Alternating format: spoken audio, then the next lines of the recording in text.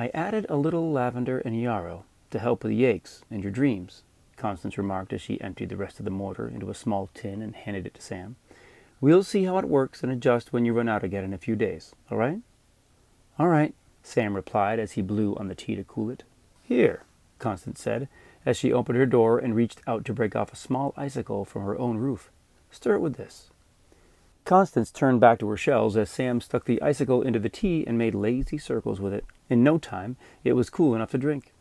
He pulled the icicle out, handed its partially melted form to John, then drank the whole cup down in one go. Sam's face seemed to shrink with the bitterness on his tongue. "I'm getting used to the bitter, I think," Sam said as he blinked and tried to get the moisture back into his mouth.